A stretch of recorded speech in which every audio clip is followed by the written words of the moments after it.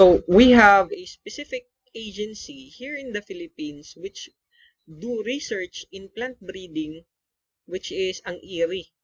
That is the Institute for International Rice Research Institute diri sa Philippines.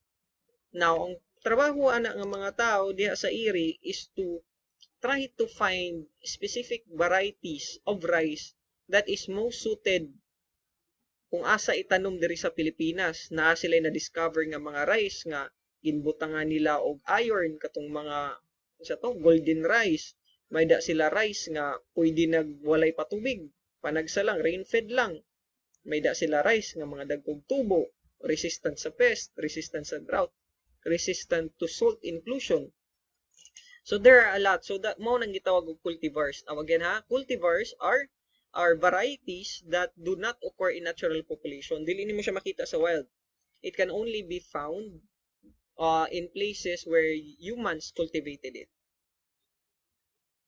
And then we have here cultivars may originate as for example, kilala mo ta sa atong mga tanom nga mga donya ano. May kita gitawag nga wild example is Donya aurora or Musainda philippica. Nakabantay mo anang may mga amot nakakilala mo mga kaninga mga bukad nga mga Donya aurora. We have here Donya aurora katong kahoy dalaga, mao dito ang wild population ani nga mga donya. We have the kahoy dalaga, then it was cultivated. We have cultivars. Mao nang nanatay Donya aurora, Donya luz, Donya paz. Iba-iba na ang color sa ilang mga bukad ano. Because mao nang gitawag og mga cultivars na it was already cultivated. Pero unlike here, Donya aurora is wild, sports in the wild. We have natural hybrids taken into cultivations. We have originated in cultivation, a spontaneous or induced sports, or a spontaneous artificial hybrid, or a lot of cultivars. And then we have also biological nature of cultivars. This is very important. We always hear the word clones, di ba? Clones. But what really is a clone? Diba makadungog mo clone, uy, murag nasa salida ka ng murag sci-fi movies. But clone really is just a vegetatively reproduced assemblage of individuals. So direct siya, for example, just like unlike us that we are not reproduced via clones. Ang atong anak, nahimo ang atong anak, if may mga anak ka mo, nahimo ang imong anak, di ba? Because you have a partner. Ikaw may babae or ikaw lalaki, may da asawa. Tapos may da ka mo anak. In the case of clones, is it does not need to have a reproductive propagation. Vegetative lang. What do you mean by vegetative? Anything sa plant except sa flowers of fruits nga pwede nimong mapadamo ang usa ka tanom. Which is most common like cuttings. Stem cuttings. Kuha ka lang for example ang atong kalamunggay. Makahimo kag damo nga tanom nga kalamunggay, imo lang putlon ang sanga sa kalamunggay itusok nimo. That is vegetative propagation. So, pag nagtubo atong imong gitusok nga stem sa kalamunggay, you have now a clone, a perfect clone, or a perfect duplicate. The perfect duplicate sa imong mother nga plant. That is what clones are. It's a perfectly the same duplicate of the mother plant, plus it was propagated or it was reproduced vegetatively. Gikan sa sanga, giputulan nimo, gitusok, tapos nagkaugat, nabuhi siya as another plant. So we have here fruit trees. That's very common. Have you also asked yourself, ngano man ang ganing, for example, kini sa seed farm, natay mga, nganong namatay mga grafted nga mga plants? Natay grafted nga mga, mo na one of clones. Mga clones na sila, kan mga grafted nga mga rambutan, grafted nga mga guyabano, grafted nga mga ano ba ini? Grafted nga langka. Why do you think nga it needs to be nganong namatay mga clone? For example, nganong ginagraft man? You have any idea? Any idea daw kuan? Loida. Loida, adi pa si Loida? Wala na si Loida. Why do you think, Lloyd, may sa atong discussion kanina, in clones, you see, vegetatively propagation of plants. In the case of kanang mga grafted nga mga seedlings, why do you think that we need nganong kailangan man natong i-graft ang mga seedlings? Nganong nagagraft man sila? Nganong ginagraft man itong mga fruit trees, for example? Nganong di man pwede, liso na la. Tubo magyapon, liso. Tubo ko liso. Tanong ka. Why do you think, Lloyd? Oh, ang katong ginuotod tapos ginsusumpay. Familiar ka mo grafting? Mm. Oh, sige, o ka na. Markot, grafting. Ngano man gina-markot man nimo, gina-graft man nimo?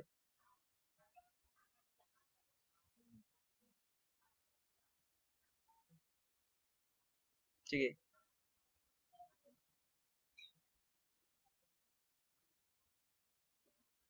Ye-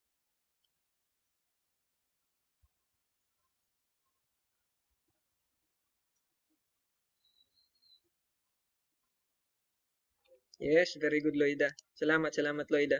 So sakto tong gingon ni Loida, ano?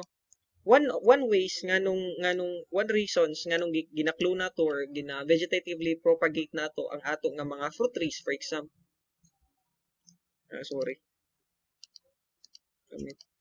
Adto na ngayon, arong send ngayon. Again, thank you, Lloyd. Very good for your insights.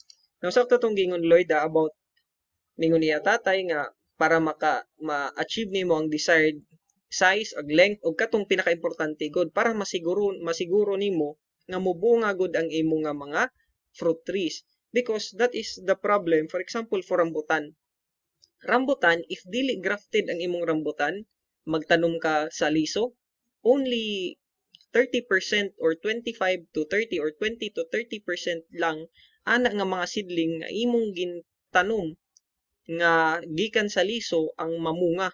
Ang uban ana magsige ra nagpinamulak mo nang gitawag nga lalaki nga rambutan ug naay babae nga rambutan. In the process of reproductive kay mole to liso comes from a sexual propagation gikan sa fertilized nga flower tapos nahimo nga fruits. Well, in the case of like grafting or marketing, that you have here a perfect duplicate sa imo nga mother plant. Siguro ka nga ang kanigod pag matubo ini, dili pud siya taas ang pagtubo niya di para sa mga liso nga mga kahoy. Hamubo lang, ikaduha paspas ang iyang pagbunga, ikatulo sigurado ka nga mamunga gud na siya because it is vegetatively reproduced. Kay tungod, you are sure nga ang imong ginkuha nga planting material coming from the mother plant that is already tested nga maupay ang bunga, matamis, di ba? Because of that reason nga there are usually trees nga maiha mamunga, maiha tumubo pa, maiha pabunga niya pag dako pa niya sus pinamulak lang ayan. So arkansi kita. So mo to sakto tong gingon ni Lloyd kanina, ano? So unlike seeds, so we have here seeds, ano? So that is the difference opposite between clones and seeds is that clones are vegetatively reproduced. Pwede siya sa stem, leaves, roots, while seeds are sexually reproduced assemblage of individuals maintained true to type by selection. Again, it depends upon your objective kung unsa nga klase nga cultivar ang ato nga gin-produce. Depende gyapon na sa objective. Dili ingon nga, oy kay kani gusto ko mag-clone na lang pirmi. Dili ko gusto magtanom sa seed kay mao to gingon ni Sir Edward nga dili maupay ang seed kay may chances lang ngayon nga dili bubunga, dili pod liwat ingana.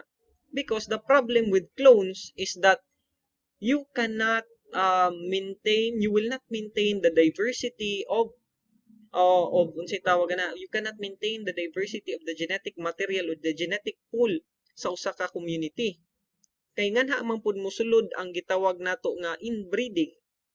That is the problem because have you also wondered ngano mga, for example, in the case sa mga sa sa tawo, natay murag tabu or pinaka golden rule na gyud na nga bawal ka mag-asawa or bawal ka makigpares sa imong kadugo, di ba? bawal ka mag-asawa sa imong bugto or sa imong igagaw, imong patod. Kay nga naman, why do you think that would happen? That is because of the reason of inbreeding. Kung ang more or less the same ancestry lang or the same lineage ang nag-breed sa usag-usa, mga 90 or dako kayo nga porsyento nga ang ilang offspring magkakamay-ada or ilang anak magkakamay-ada defects. So that is the problem. May mga kanang mga gitawag ng mga abnormal na or na mga mentally retarded because mostly in that case because that is maning dugo but rather it's based on DNA na. Mga inbreeding dili na maupay. Just like here sa mga plants, just like sa tao, nga nagyabo sa plants, dili liwat maupay nga magsigi og inbreeding ang usa nga population. That is why na kailangan gihapon nato mag-produce og mga seeds sa mga kahoy from different mother plants para to stay intact ang ato nga interbreeding population. So ganito. And then we have cultivar names are written with a capital letter preceded by abbreviation, CV, cultivar, or are placed in single inverted commas. That's why it's very important gapon before we can have cultivars like for example ining ato nga mga saging.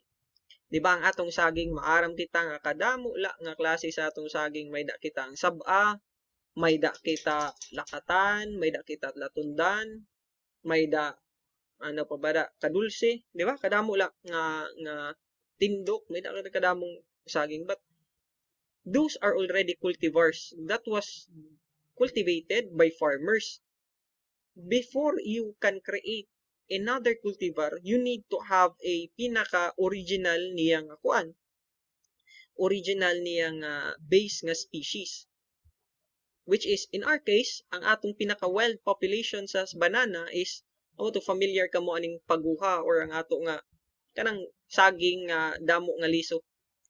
I can never forget that one katong estudyante pa ko, second year po ko para sa inyo na nagdindro ko.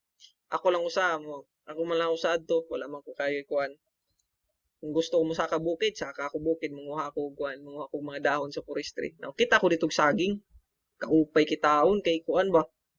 Kanang mahinog. Kaupay hinog nga saging, tay kagutom na adto. Kuha intang ko, ang iputula saging, kakalami pag abre na ko sus kadamo nga liso ngayon di maupay. Paguha ngayon dito nakuha. So those are our native varieties of banana. Why is it important nga may data native? Because in the case nga magkamay-ada kita mga pest, may da kita mga, di ba, kay bang mga budget top disease sa abaka. If we can have this pure mother plant nga ang atong pinaka-wild nga they are not attacked by this different pest, what if you study kuhaon nimo ang trait or characteristic nga naman nga dili man siya gina-atake, ibutang to nimo, i-cross nimo sa kaning mga known cultivars, di ba? Then we can have mo nang gintatrabaho yan sa mga scientists. Trying to raise cultivars that are resistant to pests, resistant to drought, to rainy season, and the likes. We have also the general rule governing cultivar names. We'll not be discussing this one. Registration authorities, full cultivars. Not important. Name of sexual hybrids.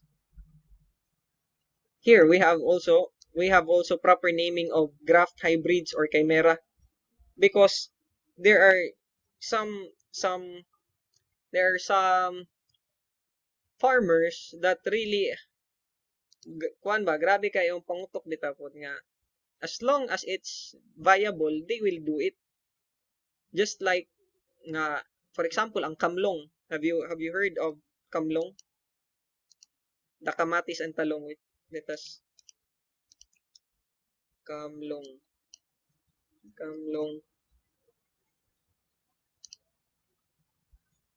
ay kamatis and talong. Kamatis and talong hybrid.